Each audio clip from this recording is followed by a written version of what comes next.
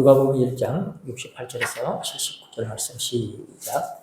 찬송하리로다 주 이스라엘의 하나님이여 그 백성을 돌아보사 성량하시며 우리를 위하여 구원의 뿔을 그 종 다윗의 집에 일으키셨으니 이것은 주께서 예로부터 거룩한 선지자의 입으로 말씀하신 바와 같이 우리 원수에게서와 우리를 미워하는 모든 자의 손에서 구원하시는 구원이라. 우리 조상을 긍휼히 여기시며 그 거룩한 언약을 기억하셨으니 곧 우리 조상 아브라함에게 맹세하신 맹세라. 우리로 원수의 손에서 건지심을 입고 종신토록 주의 앞에서 생들과 의로 두려움이 없이 섬기게 하리라 하셨도다. 그 언약이 비밀의 한 자라 일컬음을 받고 주 앞에 앞서가서 그 길을 예비하리. 주의 백성에게 그 죄의 사함으로 말미암는 구원을 알게 하리니 이는 우리 하나님의 긍휼을 인함이라. 이로써 돋는 해가 위로부터 우리에게 임하여 어둠과 죽음의 그늘에 앉은 자에게 비치고 우리 발을 평강의 길로 인도하시리라 하니라. 이는 하나님의 말씀이니라. 아멘. 우리 지난번에 이어서 계속된 내용인데요. 영원하신 만대의 언약, 구원하시는 구원이라. 반드시 예수님 오신 목적대로 구원이 이루어집니다. 두 번째는 거룩한 제 언약이라고 했죠. 참 오늘 구원하신 구원이라 71절에 있죠. 또 72절에 보면 거룩한 제 언약이라고 그러는데 그 거룩한 언약, 왜 거룩한 언약일까? 왜 거룩한 언약이죠? 그 79절 말씀 봐봐요. 79절 시작. 어둠과 죽음의 그늘에 앉은 자에게 비치고 우리 발을 평강의 길로 인도하시리라 하니라. 네. 어둠과 그늘에 앉은, 어둠과 죽음의 그늘에 앉은 자에게 비친다. 참 이상하죠? 어둠과 죽음의 그늘. 그러면은 전 세계가 다 어둠의 그늘에, 죽음의 그늘에 앉아 있잖아요. 그럼 그들을 다 구원하신 것이 당연하죠. 그런데 실질적으로는 어때요? 자기 백성에게 오셨습니다. 다시 말하면 오늘 내가 어떤 사람이냐 하는 것을 인식을 하는 것입니다. 내가 어떤 사람일까요? 어둠과 죽음의 그늘에 앉아 있다는 사실을 인식하라는 것입니다. 그에게 빛이 비칠 줄로 믿습니다. 똑같이 사람이 있지만은 나는 빛이 필요합니다. 내가 이렇습니다. 하나님 도와주십시오.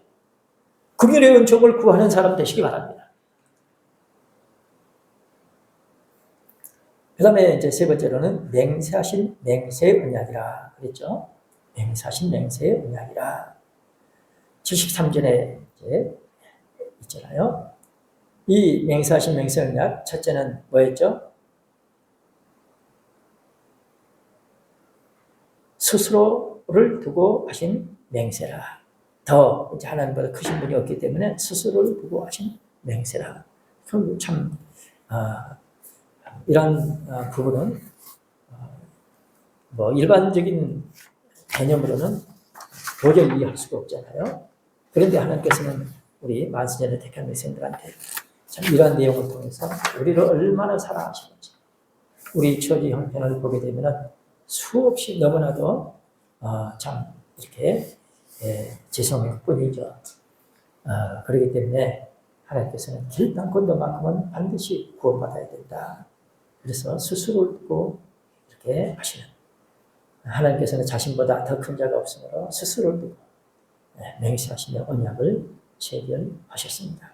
그래서 내가 나를 가르쳐 맹세하노니, 나의 영원한 삶을 두고 맹세하노니, 내가 나의 거룩함으로 한 번 맹세하였은즉, 내가 나의 큰 이름으로 맹세하였은즉, 이렇게 다양하게 반복해서 말씀하고 있습니다. 이런 표현들은 하나님의 약속의 근거가 하나님 자신에게 있음을 나타내는 것입니다. 하나님께서는 만유보다 크신 분이시죠. 지극히 크신 하나님이십니다. 하나님 앞에 모든 열방이 아무것도 아니고 하나님께서는 그것들을 없는 것 같이 비웃는 것처럼 여기시는.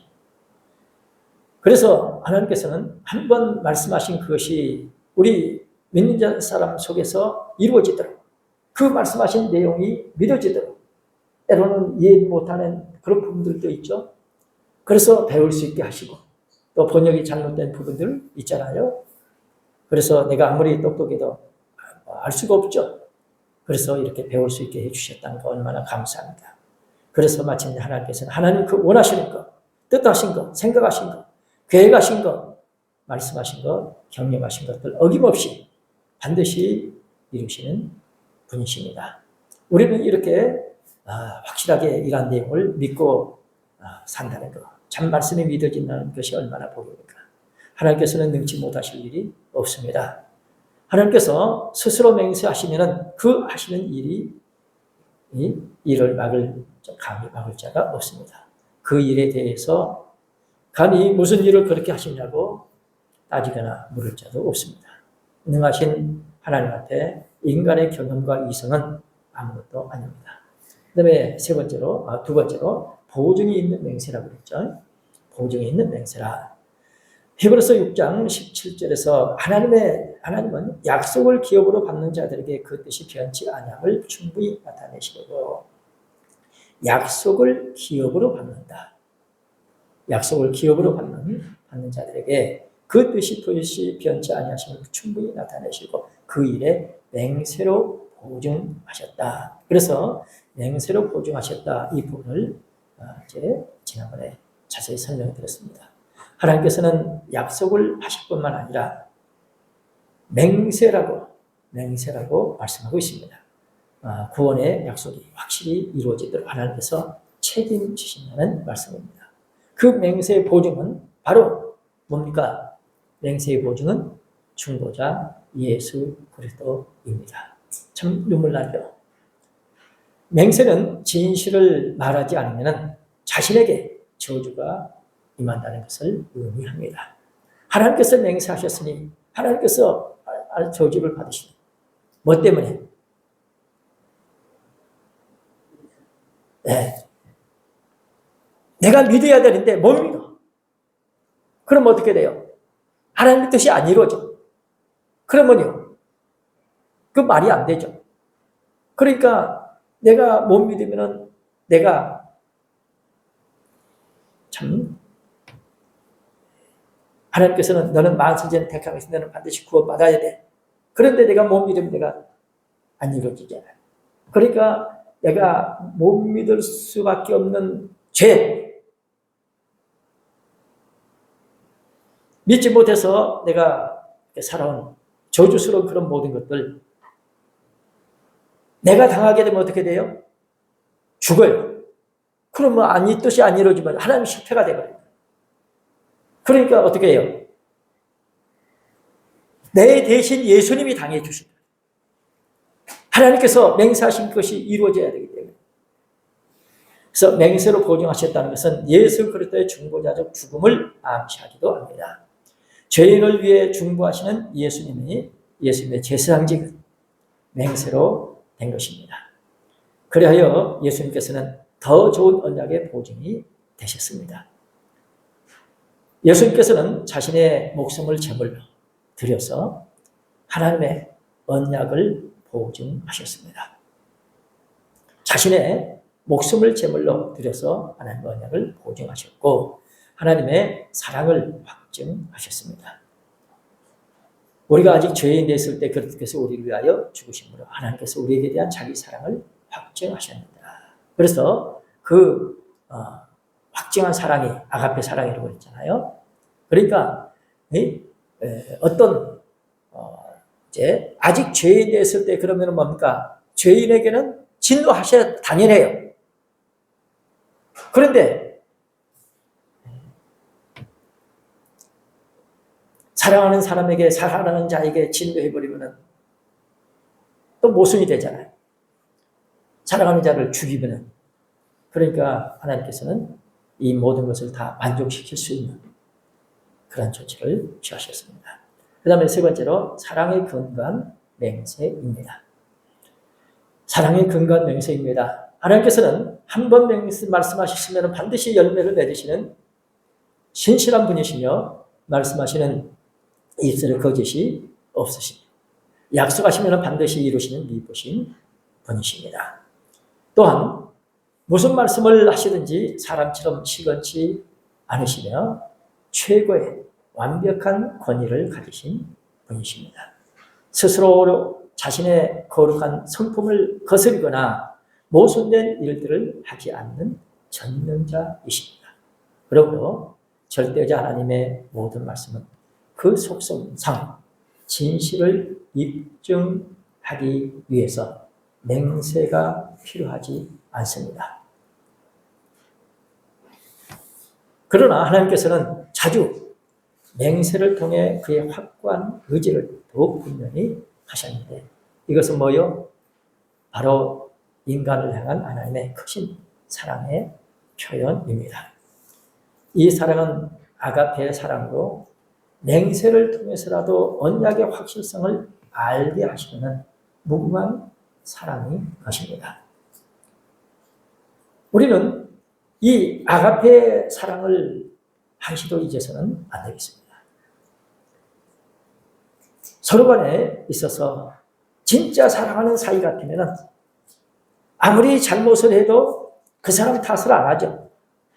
어찌하든지 이렇게 설득시키려고 그러고 기다려주고 도와주려고 그래도 사랑하는 관계 같으면 그래 이 맹세를 통해서라도 언약의 확실성을 알게 하시려는 무궁한 사랑인 것입니다. 하나님께서 애굽의 종되었던 집에서 이스라엘 백성을 이제 구원하시는 출애굽 사건이 있었죠.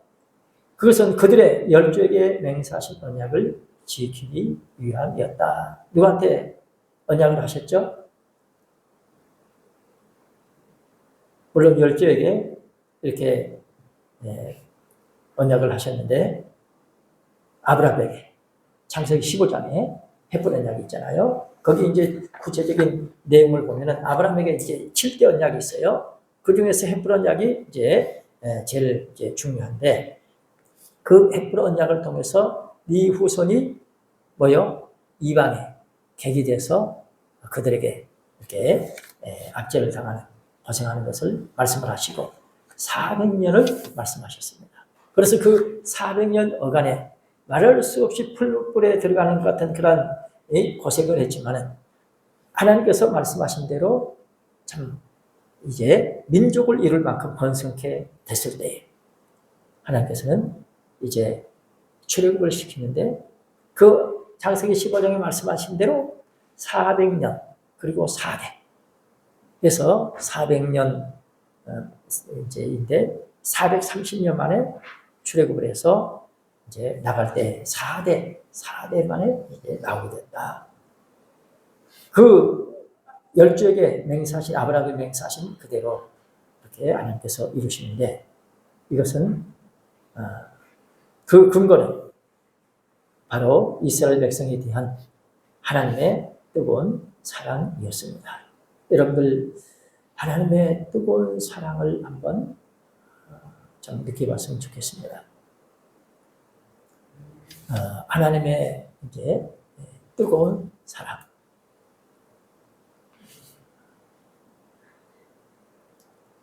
그 근거는 바로 하나님 이스라엘 백성에 대한 하나님의 뜨거운 사랑이었습니다. 자, 이제 아담 셋 에너스 개는 말을 아래에서 이제 내려오잖아요. 그래서 이제 10대가 누구죠? 노아예요. 그래서 10대 만에 싹 정리를 하시고 또 새롭게 출발하시죠. 그래서 성경에 보면은 6천년 역사를 이제 말씀하는데 대개 보면은 이제 천년해서 10대 그렇게 이제 해서 정리가 돼요. 그런 가운데 이제 이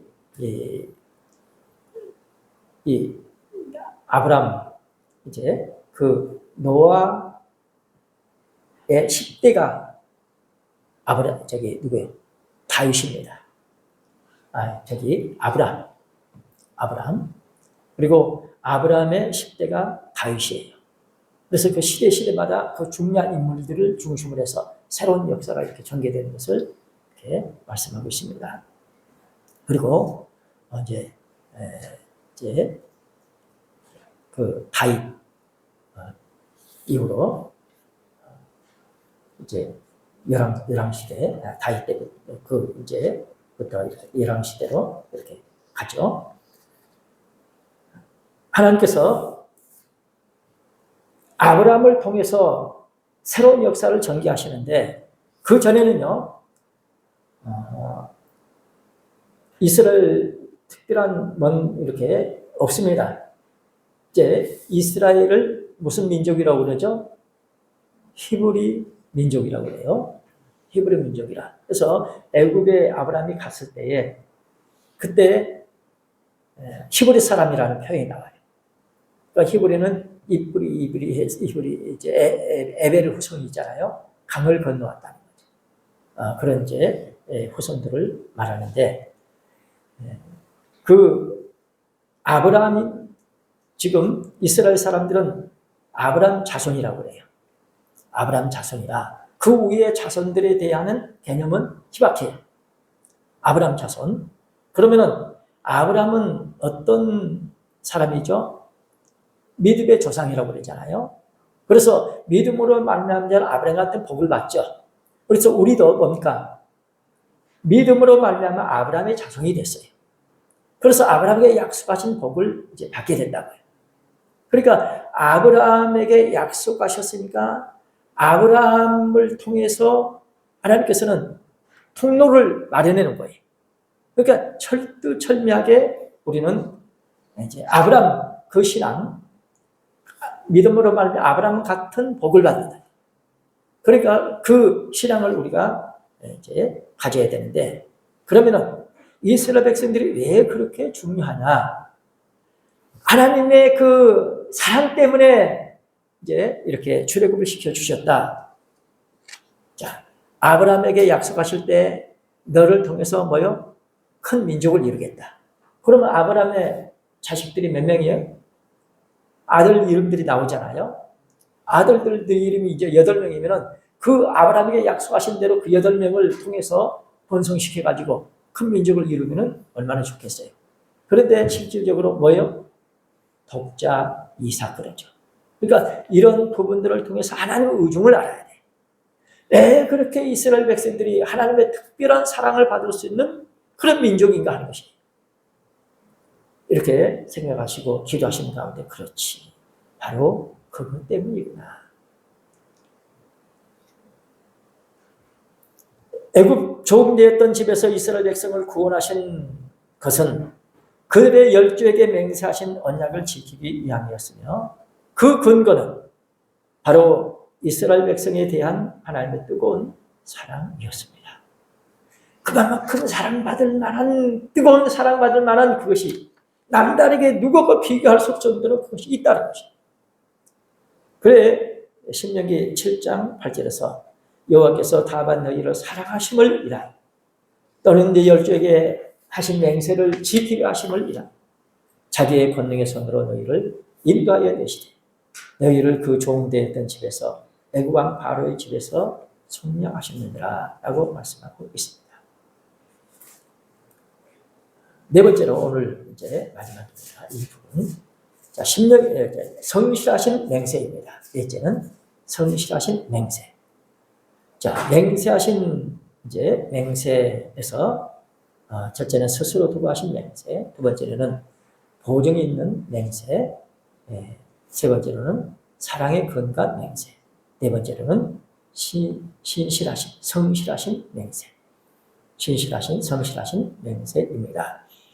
시편 132편 1절에서 5절 말씀 보십니다. 시편 132편 1절에서부터 5절 말씀 다 같이 시편 132편 1절에서 5절 시작. 여호와여 다윗을 위하여 그의 모든 근신한 것을 기억하옵소서. 저가 여호와께 맹세하며 야곱의 전능자에게 소원하기를 내가 실로 나의 거하는 장막에 들어가지 아니하며 내 침상에 오르지 아니하며 내 눈으로 잠들게 아니하며 내 눈꺼풀로 졸게 아니하기를 여호와의 처소 곧 야곱의 전능자의 성막을 발견하기까지 하리라 하였나이다. 참 그 성소 여호와의 처소 발견하는 것이 이렇게도 중요하구나. 그만큼 사모하는구나. 그만큼 발견하기가 어렵구나. 다시 한번 읽어봐요. 자, 1절부터 시작. 여호와여 다윗을 위하여 그의 모든 근심한 것을 기억하소서. 저가 여호와께 맹세하여 야곱의 전능자에게 소원하기를 내가 실로 나의 거하는 장막에 들어가지 아니하며 내 침상에 오르지 아니하며 내 눈으로 잠들게 아니하며 내 눈꺼풀로 졸게 아니하기를 여호와의 처소 곧 야곱의 전능자의 성막을 발견하기까지 하리라 하였나이다. 예. 그러니까요, 이 부분은 이제 이스라엘 백성들이 이제 출애굽 과정 속에서 광야에서 이제 거기서 이제 십계명을 받고 성막을 짓잖아요. 그리고 이제 가나안 땅에 들어왔어요. 들어왔는데 아벡 전투 때 어떻게 해요? 법궤를 뺏겨요.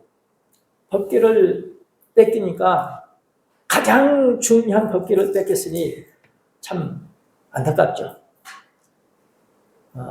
그런데 재앙이 임하니까 돌려보내요. 그런데 돌려보냈는데 들여다보니까 어떻게 됐어요? 수만 명이 죽잖아요. 들여다보다가. 그러니까 두려우니까 이제 이렇게 모시지 못하고 산에 사는 아메나드 집에 이렇게 방치하다시피 한 거죠. 두려우니까 가까이 하지를 못합니다.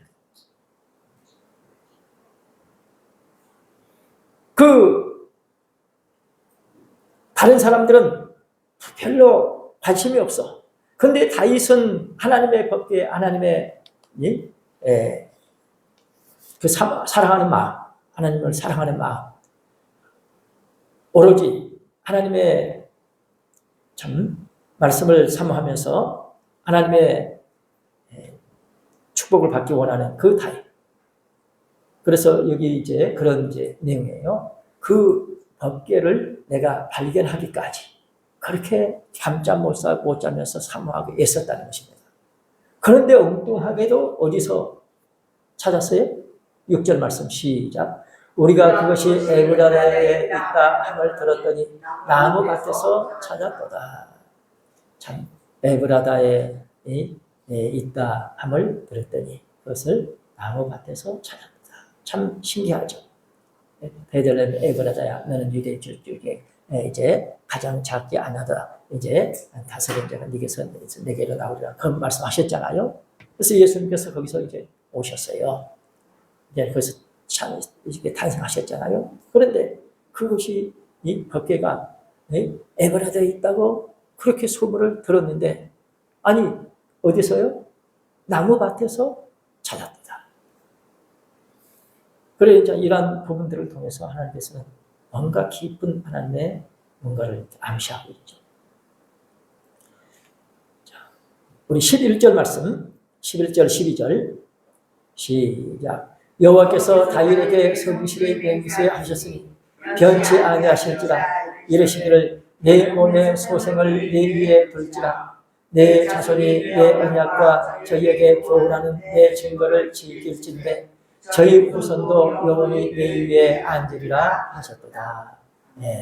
성실히 맹세하셨으니 변치 아니하실지라. 참 성실히 맹세하신 하나님. 얼마나 축복입니까? 변치 아니하실지라. 여기 자 우리 그러니까 그 시편 132편 2절 말씀 봐봐요. 132편 2절 시작. 저가 여호와께 맹세하며 야곱의 전능자에게 소원하기를. 자, 여기서는 저는 누구가요? 그 1절에 보니까 여호와여 다윗을 위하여 그의 모든 근심한 것을 기억하옵소서. 저가 여호와께 맹세하며 다윗을 말합니다. 이제 다윗이 여호와께 이제 맹세하는 거예요. 그리고 이제 소원을 한 것입니다. 그래서 이 여기 나오는 맹세는 다윗이 하나님께 맹세한 것이고 11절은 시작. 여호와께서 다윗에게 성실히 맹세하셨으니 변치 아니하실지라. 이르시기를 내 몸의 소생을 내 위에 걸지라. 자, 여기 이제 맹세인데 다윗이 하는 맹세하고 여호와께서 하시는 맹세 어때요? 같아요? 틀려요?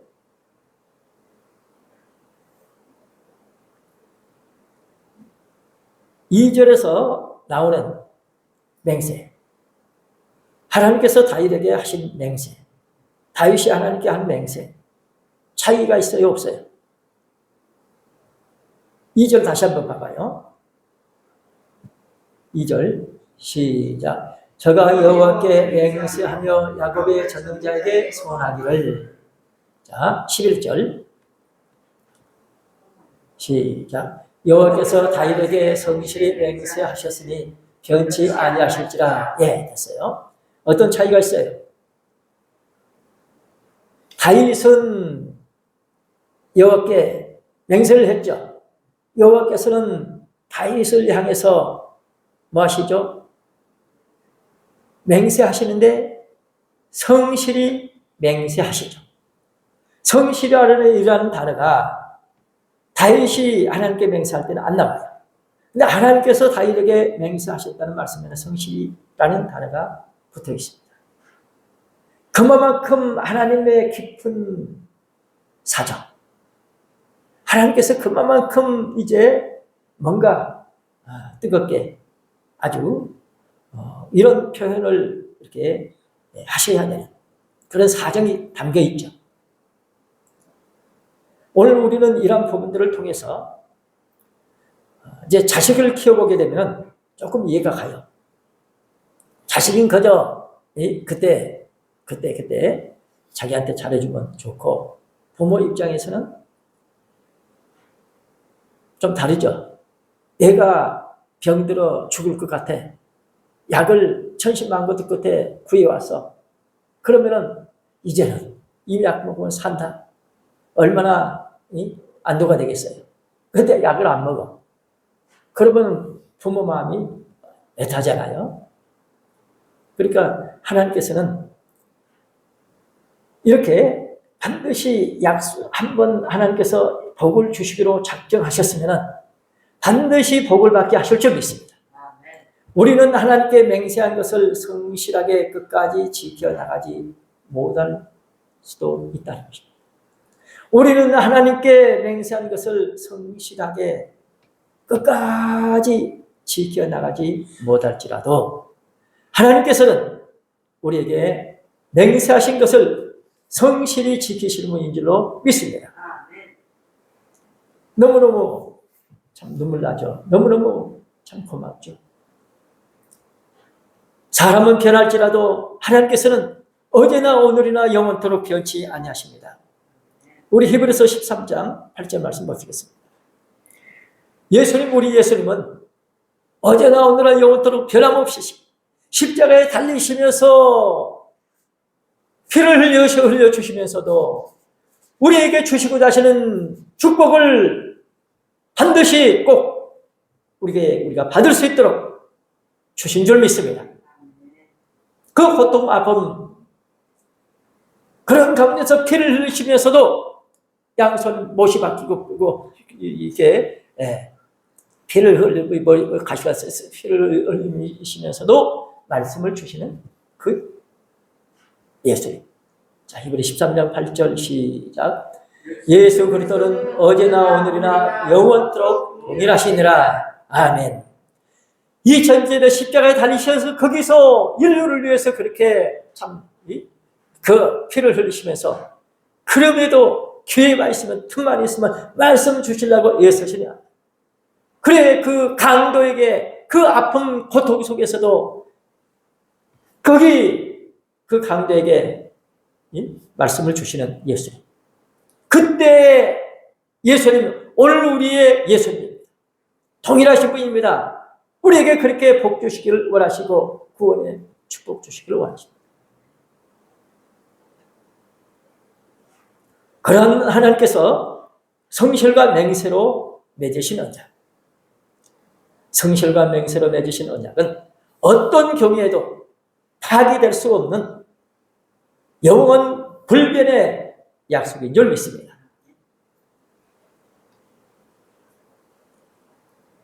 자, 우리는 이렇게 성실과 맹세 맺으신 언약 당사자가 됐어요. 언약 당사자가 됐습니다.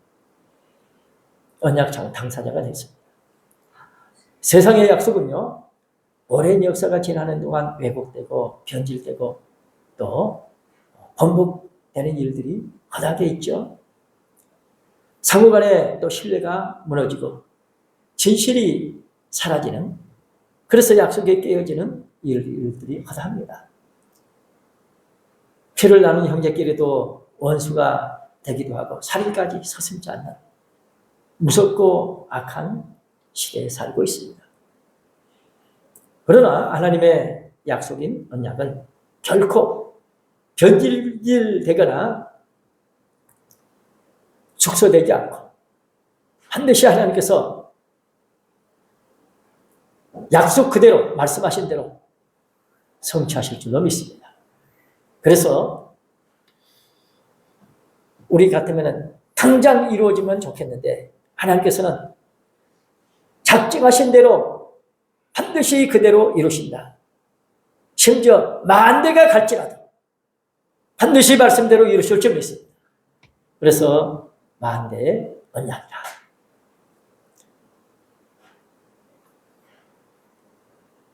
천대만 해도 영원하죠. 만대 같으면 몇 년이 될까요?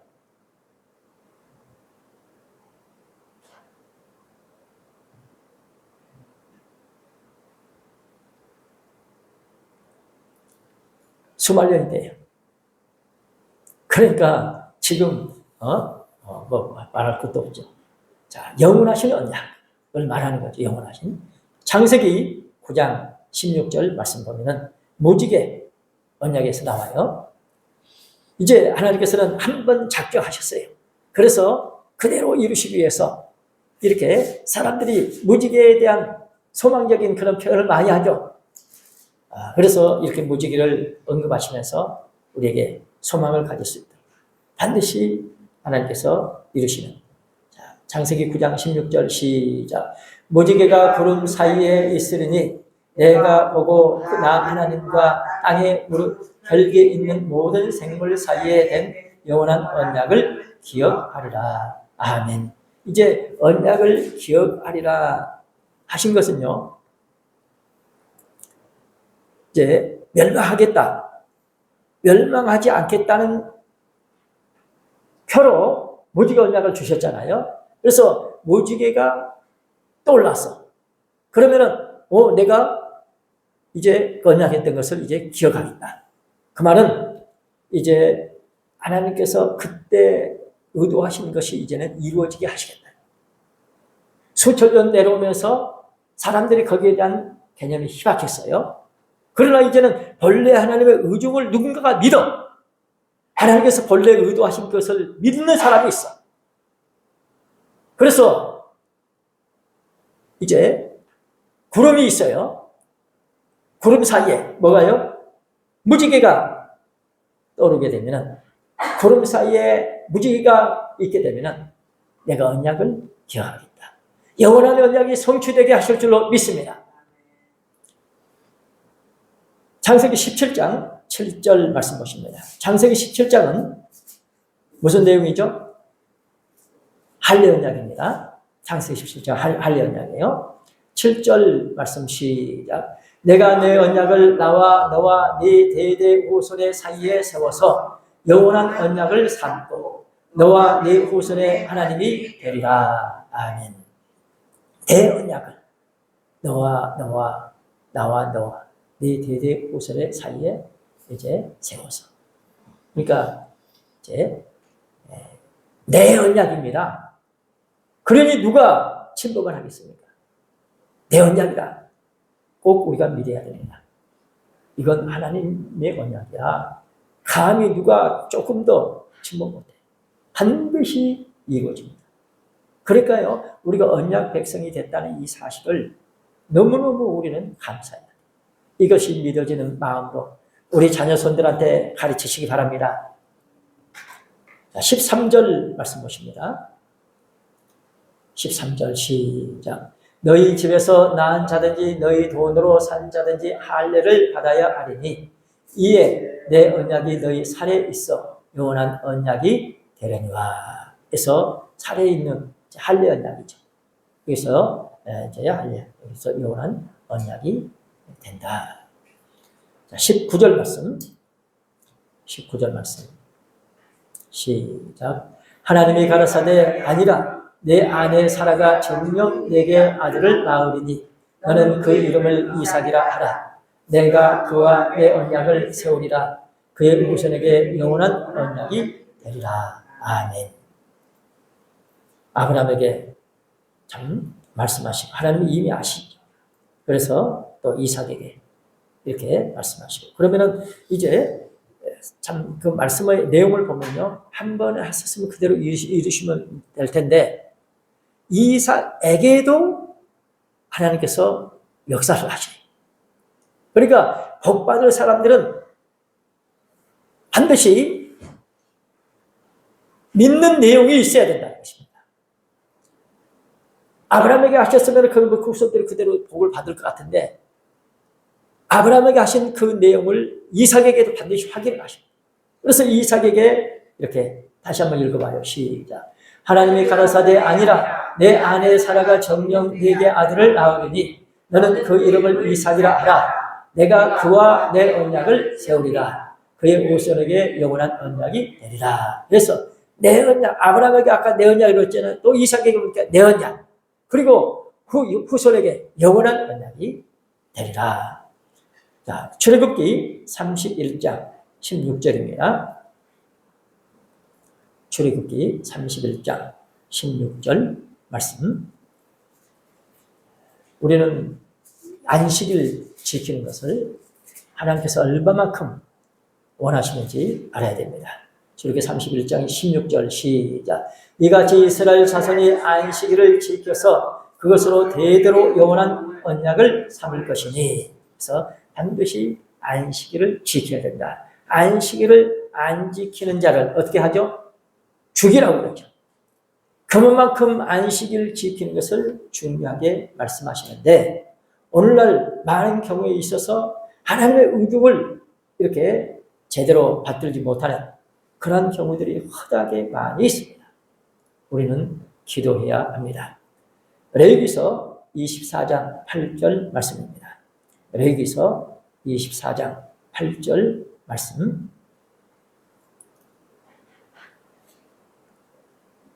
안식일에 하나님께서 뭘 말씀하셨느냐? 왜 그렇게 안식일을 강조하시느냐? 시작. 항상 내 안식일에 이 떡을 여호와 앞에 진설할지니 이는 이스라엘 자손을 위한 것이요 영원한 언약이니라. 아멘.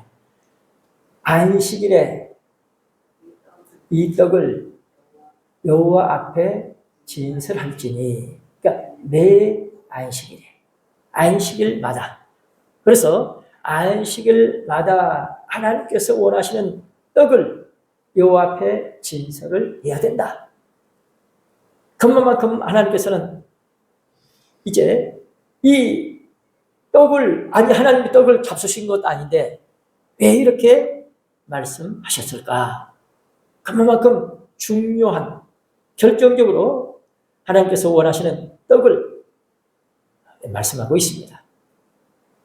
우리는 그 떡을 참 예수님의 생명이 떡이죠. 하늘에서 내려온 떡이죠. 우리가 먹어야 됩니다. 사무엘하 23장 5절입니다. 사무엘하 23장 5절 말씀, 영원한 언약을 세우시고, 자, 23장 5절 시작. 내 진리 하나님 앞에 이같이 아니하냐? 하나님이 나로 더불어 영원한 언약을 세우사 만사에 구비하고 경고케 하셨으니 나와 모든 구원과 나의 모든 소원을 어찌 이루지 아니하시랴.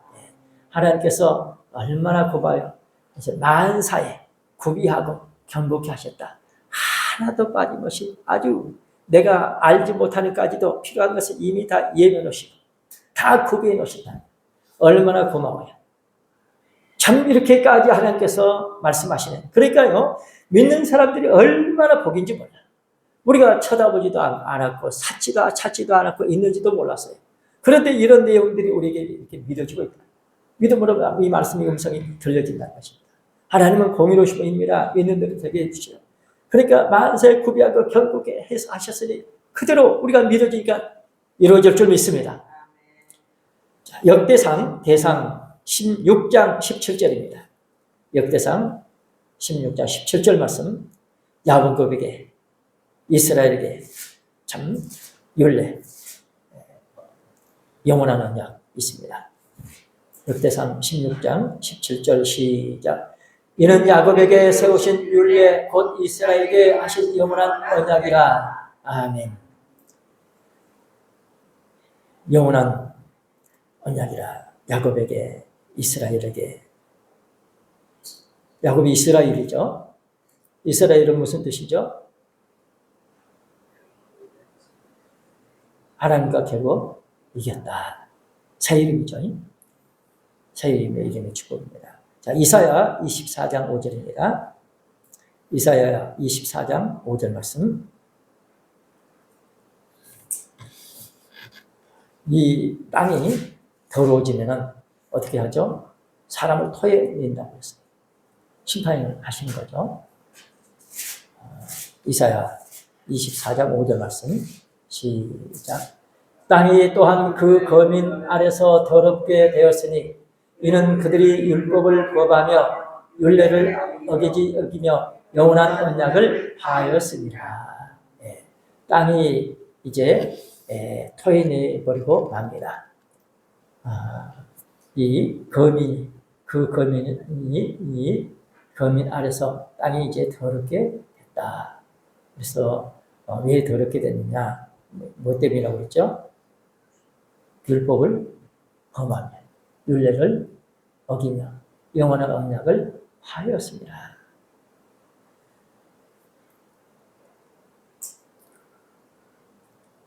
(55장 3절입니다) 이사야 55장 3절 말씀.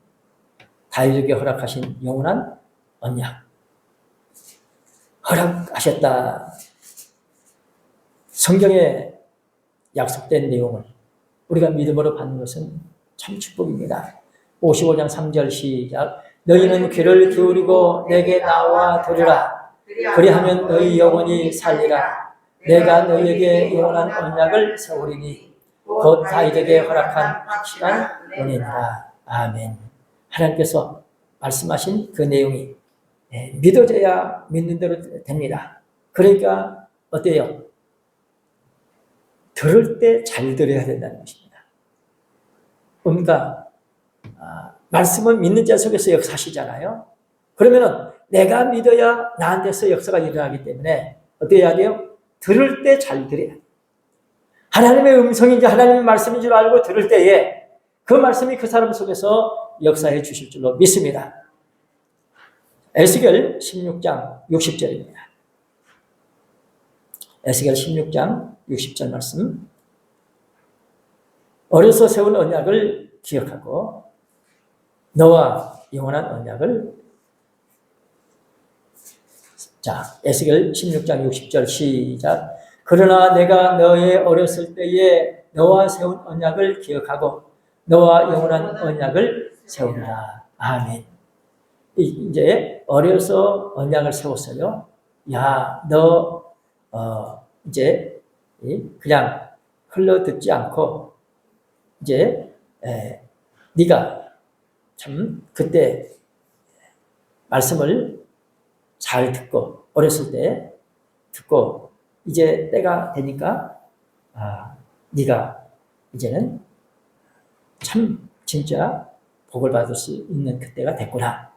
이제요 한 예를 들면은 제가 이제 시골에 살 때 어렸을 때 그때는 교회가 없었어요. 그랬는데 섬에 사는 우리 이제 집 바로 윗집에 만옥이라고 친구가 있었습니다. 그 친구의 외갓집이 섬에 사는데 그분들이 와가지고 이제 복음을 전합니다. 근데 그건 뭐 복음인지도 뭔지도 몰랐죠. 그런데 그렇게 그때 이제 듣고 그런가 보다 했어요. 그러다가 이제 그 초등학교 5학년 때인가 6학년 때가 됐는데 이제 어떤 분이 이제 천주교에서 나오는 성경책이 있었어요. 그래서 그 이제 표지가 없어요. 표지가 없이 다 떨어져 가지고 안에만 있어. 이게 형이 이제 야, 이 책 좋다들 한번 읽어봐라. 그 책을 이제 읽었어요. 읽으면서 잊어버렸는데 그건 기억이 나요. 감상문을 이제 쫙에다 이제 써냈어요. 거기 내용 중에 어떤 내용이 생각나냐면은 나 지금까지 이제 책을 읽어본 중에서 이렇게 좋은 책은 처음 봤다. 이런 내용을 기록을 했어요. 그러니까 이제 그 선생님이 거기다가 이렇게 써주셨는데, 그것이 성경책이다. 다시 한번 읽어봐라. 그러십니다. 근데 이미 그 책을 갖다 줬어요. 빌려왔으니까. 다시 못 읽었죠. 그리고 이제 잊어버리고, 고등학교 때, 이제, 교회에 처음 갔죠. 처음 갔는데, 교회 가면 뭐 졸리기만 하고 무슨 말인지도 모르고, 그런데 뭔가 있을 것 같아. 그때 마침, 가스펠송이 처음 나왔어요. 예수님 찬양, 예수 이름으로, 예수. 그게 처음 나올 때거든요. 근데 그거 들으면 참 좋아.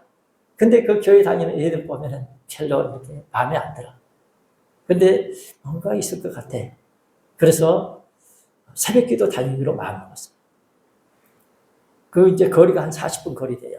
그 영리동 있는 쪽에, 거기서 이제 아영 굴레방 다리까지 걸어 다니면 한 그렇게 되는데, 이제, 새벽 기도 다니는데, 이제 다른 사람 기도하니까 나도 기도한다고 엎드리잖아요. 그러면은 막, 불교적인 환경이 자랐거든요. 그럼 막 나타나요. 그런데 그때, 가스펠송 배웠던 것이, 뭐, 거기 보면은 예수님 찬양, 예수를, 마귀 권세 물러가는 그런 이제 찬양이 있어요. 그래서 그것이 막 나타나면 나도 모르는 사이에 예수 이름으로 명하느니 물러가는 거예요. 그러면 나타나는 것이 싹 없어져.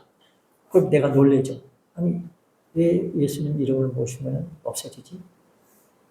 그게 한 일주일 가요. 그 다음부터는 눈만 감으면 한나라가 보여요. 그러니까 어렸을 때 그때에 하나님께서 이렇게 나에게 어떤 것을 이렇게 주시지 않았나. 나는 까마득하게 잊어버렸는데, 이제, 나중에 이제 그런 생각이 들어요. 여기 이제 보니까 어려서 세운 언약을 기억하고, 뭐 한다고요? 너와 영원한 언약을 세우겠다. 너와 영원한 언약을 세우겠다.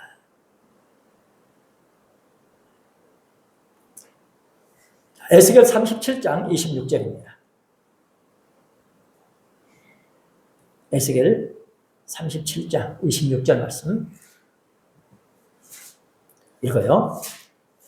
에스겔 37장 26절 말씀 시작. 내가 그들과 화평의 언약을 세워서 영원한 언약이 되게 하고 또 그들을 견고하고 혼선케 하며 내 성소를 그 가운데 세워서 영원히 이르게 하리라. 참 결정적인 말씀의 직구죠. 그들의 일과 화평의 언약을 세워서 그래서 화평의 언약. 이 화평의 언약은 어디서 나오죠?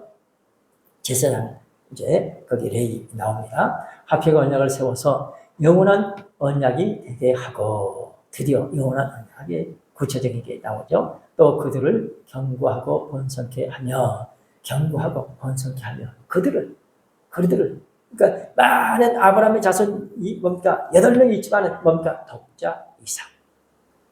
그들을 경고하고 번성케 하며 내 성소를 그 가운데 세워서 영원히 이르게 하리라. 그래서 하나님께서 원하시는 씨앗 반드시 그분을 통해서 역사하실 줄로 믿습니다. 히브리서 13장 20절입니다. 히브리 13장 20절 말씀. 영원한 언약의 피로 예수님을 죽은 자 가운데서 이끌어내셨다. 그러니까 예수님이 이제 십자가에 이렇게 돌아가셨는데 그분이 부활하셨잖아요. 어떻게 해서 부활하셨느냐? 영원한 언약의 피로 이끌어내신다. 믿습니다. 히브리 13장 20절 말씀 시작. 양의 큰 목자이신 우리 주 예수를 영원한 언약의 피로 죽은 자 가운데서 이끌어내신 평강의 하나님이 아멘. 죽은 자 가운데서 이끌어내신 평강의 하나님 믿습니다. 영원한 언약의 피로 영원한 언약의 피로 그래서 영원한 언약의 축복받은 사람들에게 영원한 언약의 피에 축복을 주실 줄로 믿습니다. 하나님께서 예로부터 여러 선자들의 입으로 말씀하신 대로 내가 참에 그 아들을 보내서 주의 백성을 찾아오셨습니다. 누가복음 1장 70절 말씀 보시겠습니다. 누가복음 1장 70절 아까 누가복음 우리 1장 읽었죠? 시작. 이것은 주께서 예로부터 거룩한 선자의 입으로 말씀하신 바와 같이 거룩한 선 입으로 말씀하신 그대로 뭡니까? 어땠다는 거예요? 언약의 당사자 되신 예수님이 오셨다. 드디어 이제 그분이 언약하신 대로 오셨다. 이제는 살았다. 이제 살았다. 그 말이죠. 히브리서 1장 1절과 2절 말씀입니다.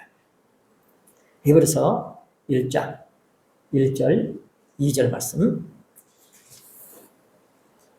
자, 시작. 옛적의 선자들로 여러 방과 여러 모양으로 우리 조상들에게 말씀하신 하나님이 이 모든 날 마지막에 아들로 우리에게 말씀하셨으니 이 아들을 만유의 후사로 세우시고 또 저로 말미암아 모든 세계를 지으셨느니라. 아멘. 할렐루야.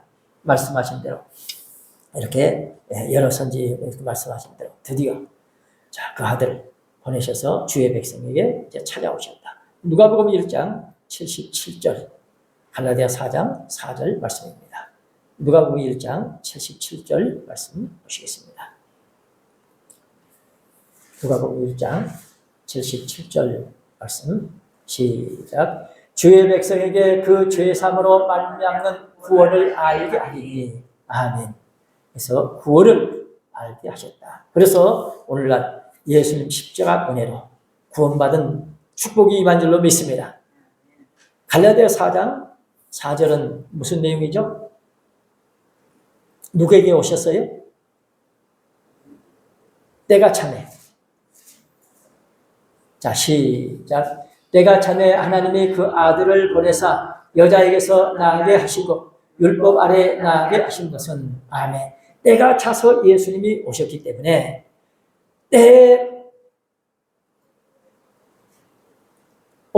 이렇게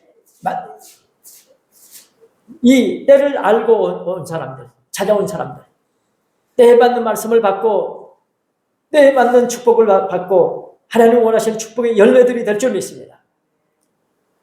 때가 차서 자기 땅에 자기 백성에게 오셨습니다. 참 이 사건은 우리 하나님의 긍휼로 인해서 이 축복이 돋는 해가 위로부터 임하여서 흑암에 행하던 백성에게 큰 빛이 비춰진 줄로 믿습니다.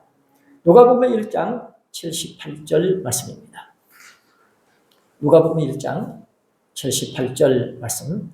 하나님의 긍휼로 인해서 하나님께서 불쌍히 보시고 그러니까 흑암에 앉은 자, 사망의 그늘에, 죽음의 그늘에 앉은 자 뭡니까? 불가능하죠.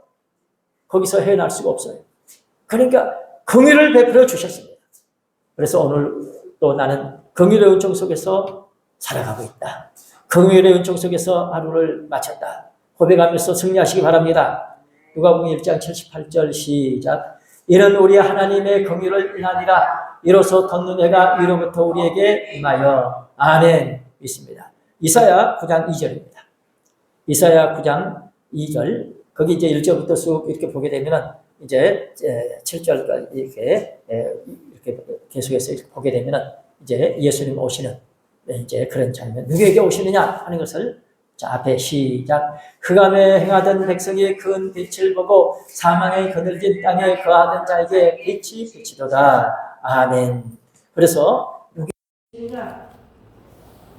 내가 빛의 축복을, 큰 빛의 축복을 받으려면은 그만큼 내가 내 자신을 인식을 해야 된다.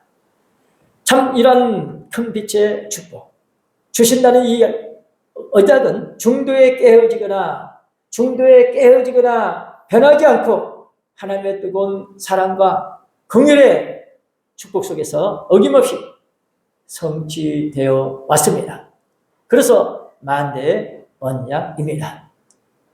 하나님의 의도하신 그대로 참으로 어떻게 보면은 순교의 피로 다리를 놓고 저는 늘 그런 생각을 해요. 역대 믿음의 선지자 순교의 피로 다리 놓고 연결시켜가지고 나한테까지 복음이 왔다. 하나님께서는 중도에 깨어지지 않도록, 변하지 않도록 하나님께서 지키시고 보호하시고 연결시키시고 이끄시는 하나님의 뜨거운 사랑이 조금 더 식어지지 않는 뜨거운 사랑. 그리고 또한 때로는 우리가 그래도 못 받잖아요. 뜨거운 사랑 못 받아요. 긍휼을 베풀어 주시면서 긍휼의 은총 속에서 어김없이 성취되어 연결이 되고 와서 마침내 완성이 되는 만대의 언약, 우리는 축복을 받은 줄로 믿습니다. 만대의 언약 믿어야 됩니다. 언약의 내용을 믿어야 됩니다.